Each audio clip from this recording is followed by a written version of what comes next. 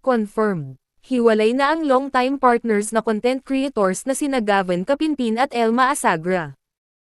Kaninang hapon, sa kanilang sabay na anunsyo, kinumpirma ng dalawa na tinapos na nila ang kanilang 7 taon na relasyon. Pinasinungalingan din nila ang isyu na third party di umano ang dahilan kaya tinapos na nila ang kanilang pag-iibigan. Ayon sa kanilang statement, matagal na umanong may problema ang kanilang relasyon, pero pilit raw nilang nilalabanan ito. Sa likod ng masasayang sandali na ipinapakita nila sa kanilang mga manunood at tagahanga, sila lang raw ang nakakaalam sa tunay na estado ng kanilang relasyon, at marami na rin silang mga di pagkakaunawaan. Humihingi rin sila ng pag-unawa at privacy sa kanilang pinagdadaanan. Dati nang nabanggit na hindi handa si Gavin na pakasalan si Elma. Sa kadahilanan na marami pa raw gustong gawin si Gavin, at ang responsibilidad niya sa kanyang pamilya. Gusto ko magpakasal kami. Na, alam naman daw niya na, alam namin yung gusto na namin na hindi pa, pero parang nakikita niya na ganun, pero hindi niya mabigay.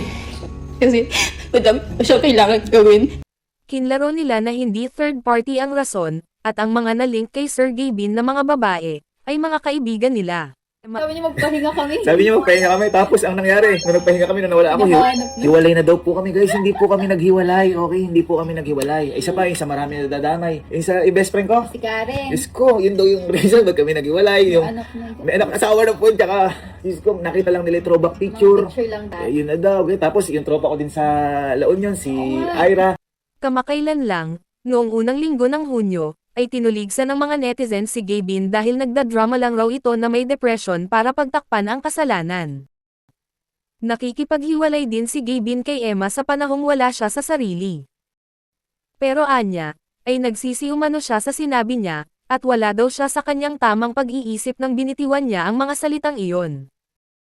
Pero ilang araw matapos lumabas ang iba't ibang spekulasyon, at pamamahinga ni Gavin sa social media, ay bumalik ito at nagpaliwanag. Napagod umano siya at kalaunan ay nagka-depression. Inakala ng mga tagahanga nila na maayos na ang kalagayan ni Sir Gavin, at okay pa rin sila ni Ma'am Elma. Kaya lang matapos ang ilang linggo ay eto na nga at kinumpirma nila ang kanilang hiwalayan. Tunay nga ba ito or for the content lang? May mga netizens na hindi naniniwala na naghiwalay na sila. Baka raw ay may aabang ang pasabog sa kanila.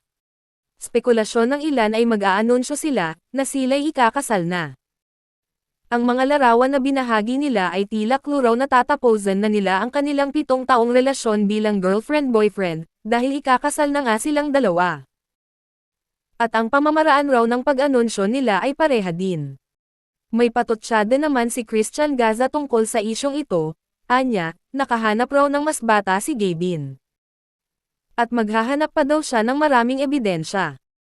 Dati, sinabi ni Sian na ang isyo ng breakup ni Gavin ay di totoo at para pagtakpan lang ang isyong pangangabit ng isang politiko. Pero eto na nga at may nilabas na silang statement na break na nga sila. Anong say nyo rito? Comment down below. Kung bago ka pa sa channel ko ay huwag kalimutang i-like, subscribe, i-share, at magkomento.